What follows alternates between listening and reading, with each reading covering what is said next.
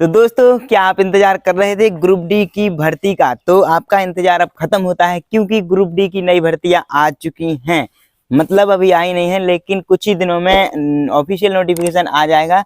लेकिन इन्होंने वैकेंसी जारी कर दी है कि कितने पोस्टों पर ये वैकेंसी निकाल रहे हैं और कौन कौन सी पोस्टें कितनी आएंगी। तो चलिए हम ये सब डाटा बताते हैं। नमस्कार दोस्तों, मेरा नाम है अंकुश और मैं हूँ एक रेलवे पॉइंट्समैन, जो कि ग्रुप डी की एक पोस्ट होती है। मैंने आज से 3 साल पहले ग्रुप डी की तैयारी करी थी, तो मैं आपको भी ये बताऊंगा कि मैंने कैसे तैयारी करी थी और कितने घंटे पढ़ाई करी थी और कैसा मेरा शेड्यूल था। चलिए आज की वीडियो में हम यही बात करते हैं। इससे पहले हम देखते हैं कि कितनी वैकेंसी आने वाली हैं। तो दोस्तों, जैसा कि आपके सामने एक पीडीएफ ओपन है जो वेस्टर्न रेलवे द्वारा जारी की गई है 18 दिसंबर 2024 को, जिसका विषय है OIRMS पोर्टल पर भर्ती इंटेंट जमा करने से संबंधित लेवल 1 पोस्ट के लिए। और इसके संदर्भ में ये 2 पत्र संख्या और यहाँ पे OIRMS पोर्टल पर भर्ती इंटेंट जमा करने के संबंध में शेड्यूल दिया गया है रिक्रूटमेंट का, जो कि निम्नलिखित है। आप इसे पढ़ सकते हैं। कंस्ट्रक्शन RE 19 दिसंबर तक 1 दिन का समय मिलेगा। इंडेंटिंग यूनिट्स के लिए 20 दिसंबर से 26 दिसंबर 7 दिन का समय मिलेगा। CPUS यानी कि चीफ पर्सनल ऑफिसर को 27 दिसंबर से 30 दिसंबर तक 4 दिन का समय मिलेगा। और RRB यानी कि रेलवे रिक्रूटमेंट बोर्ड 31 दिसंबर से 2 जनवरी तक का समय मिलेगा। और ये 3 जनवरी को नोटिफिकेशन जारी कर देंगे वैकेंसी का। और यहाँ पे निर्देश दिया गया है कि इंडेंट्स केवल उन्हीं पोस्ट के लिए जमा किए जाएं जो रेलवे बोर्ड द्वारा अनुमोदित हैं और अनेक्सर ए में सूचीबद्ध हैं। OIRMS पोर्टल पर भर्ती प्रक्रिया को तेजी से पूरा करने का अनुरोध किया गया है। ये है अनेक्सर ए। इसमें अलग अलग यूनिट्स के लिए वैकेंसी की डिटेल दी गई है। जैसे कि अभी सबसे पहले नंबर पर असिस्टेंट SNT की पोस्ट की डिटेल दी गई है।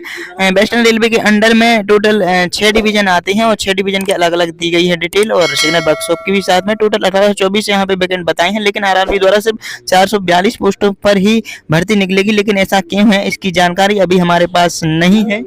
और इसी तरह से असिस्टेंट वर्कशॉप की भी पोस्ट यहाँ पे 1567 है, लेकिन RRB 294 पोस्टों पर भर्ती निकालेगी, बहुत ही ज़्यादा कम है। ऐसे ही यहाँ पे असिस्टेंट ब्रिज की पोस्टें हैं जिसपे 124 रिक्त हैं, लेकिन 30 ही भर्ती निकालेगी। असिस्टेंट कैरेज और बैगन है 1612 की पोस्ट है, लेकिन 390 पे वैकेंसी निकालेगी।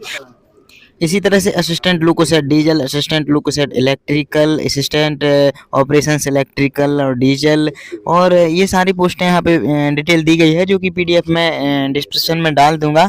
डाउनलोड करके आप पढ़ लीजिएगा किसमें कितनी वैकेंसी दी गई हैं। चलिए आगे बढ़ते हैं दोस्तों। अभी हम ग्रुप डी की सबसे अच्छी पोस्ट के बारे में बात करते हैं, जो कि पॉइंट्समैन की होती है। और यहाँ पे 6 डिवीजन में यहाँ पे टोटल 2089 पोस्टें हैं, लेकिन वैकेंसी सिर्फ 506 पोस्टों पर ही निकाल रहा है।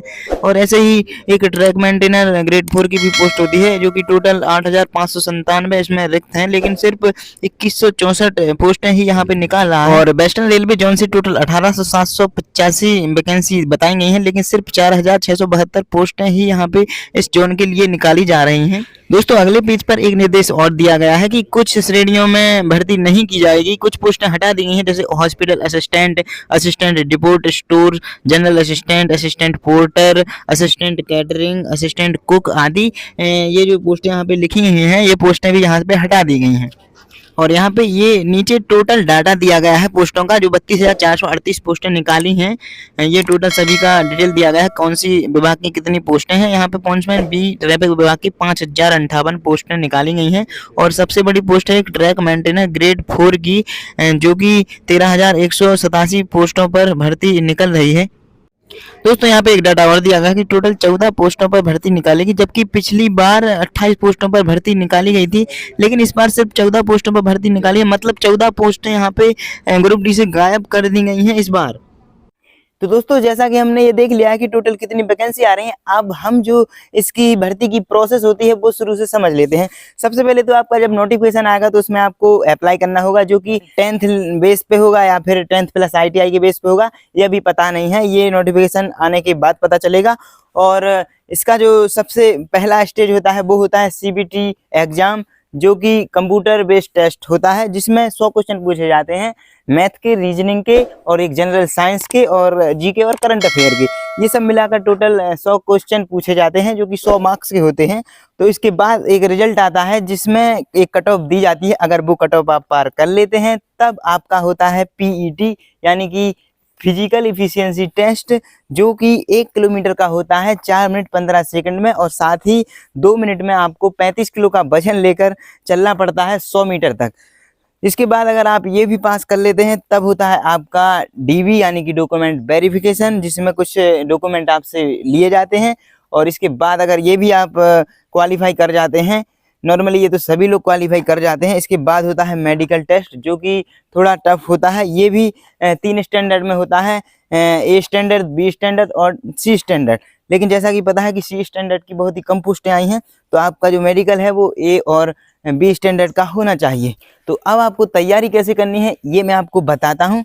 दोस्तों, जब 2019 की वैकेंसी आई थी तब मैंने ये फॉर्म फिल किया था, और तब मैं बिल्कुल भी पढ़ाई नहीं करता था और ऐसे ही चल रहा था। इसके बाद जब एग्ज़ाम लेट हुआ तो फिर मुझे समझ में आया कि बिना पढ़ाई किए कुछ भी काम नहीं चलने वाला है। तब मैंने पढ़ना शुरू किया था, ऑनलाइन यूट्यूब से ही पढ़ना शुरू किया था। और एक प्लेलिस्ट डली थी 150 वीडियो की मैथ की, जो कि मैंने सारी ही ख़त्म कर दी थी 2 महीने के अंदर, क्योंकि पहले से मेरी मैथ थोड़ी स्ट्रॉन्ग तो नहीं कह सकते लेकिन एवरेज थी, और वो मैंने पूरी ख़त्म कर दी, जिससे मेरी मैथ बहुत ही ज़्यादा स्ट्रॉन्ग हो चुकी थी। तब इतने ज़्यादा कोर्स ऑनलाइन चलते नहीं थे कि मैं कोई कोर्स परचेज कर लेता, और मैं चाहता भी नहीं था कि कोई कोर्स परचेज करूं। इसके बाद मैंने रीजनिंग की क्लासेस टॉपिक वाइज सर्च कर करके देखी, किसी एक टीचर से नहीं देखी। जैसे अगर मुझे कोई सा भी एक टॉपिक लग रहा है कि ये टॉपिक मुझे पढ़ने की ज़रूरत है, तो वो मैंने टॉपिक यूट्यूब पे सर्च किया था, और वो टॉपिक की जितनी भी वीडियो मुझे अच्छी मिलती थी मैंने वो देखी थी, जब तक कि सारे कॉन्सेप्ट क्लियर नहीं हुए थे। इसके बाद जब जीके और करंट अफेयर की बात करें, तो मैंने जीके की ज़्यादा कुछ पढ़ाई नहीं करी है, सिर्फ करंट अफेयर की गौरव कुमार उत्कर्ष क्लासेस की मैंने सिर्फ वीडियो देखता था मैं डेली, उसी से मेरी जीके भी स्ट्रांग हो चुकी थी और करंट अफेयर तो नॉर्मली हो ही गई थी। अब बात करते हैं हम जनरल साइंस की। जनरल साइंस एक ऐसा सब्जेक्ट रहा है मेरे लिए कि इसमें बहुत ही ज़्यादा दिक्कत आई थी मुझको। मैंने कम से कम 3 से 4 टीचर से पढ़ लिया था, तब भी मुझे दिमाग में नहीं घुस रहा था। आखिर में मैंने फिर एक काजल मैम करके एक टीचर हैं जिनका मैंने कोर्स परचेज किया, उन्होंने बायोलॉजी और केमिस्ट्री मुझको पढ़ाई और मैंने उनकी सारी क्लासेस देखी।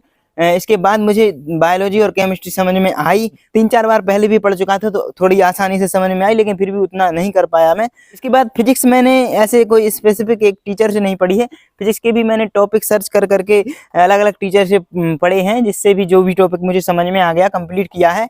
तो आपको जिस भी टीचर से अच्छा लगे आप उस टीचर से पढ़ सकते हैं, जो भी बुक अच्छी लगे उस बुक से पढ़ सकते हैं। सभी बुक सेम होती हैं, कोई अलग से नहीं होती है, और ग्रुप डी का जो एग्ज़ाम है उसका लेवल ज़्यादा हाई नहीं आता है। और अगर आपको इसमें सिलेक्शन चाहिए तो आपको लगातार पढ़ना पड़ेगा, कम से कम 6 घंटे लगातार पढ़ें, एक भी दिन का गैप ना दें, और जितने ज़्यादा हो सके आप मॉक टेस्ट लगाएं। अगर आप मॉक टेस्ट लगाएंगे तो इससे आपकी तैयारी बहुत ही मजबूत हो जाएगी और आप बेहतर तरीके से एग्ज़ाम में परफॉर्म कर पाएंगे। तो दोस्तों, आज की वीडियो में इतना ही, और मिलेंगे अगली वीडियो में। अगर और कोई भी क्वेश्चन आपके मन में हो इस वैकेंसी से रिलेटेड या कोई स्टडी से रिलेटेड, तो आप मुझे कमेंट में पूछ सकते हैं, मैं उसका रिप्लाई कमेंट में दूंगा, या फिर और भी कोई वीडियो इस पर बनाता रहूँगा।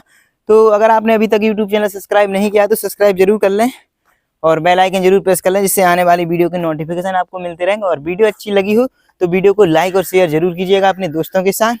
चलिए मिलते हैं अगली वीडियो में, धन्यवाद।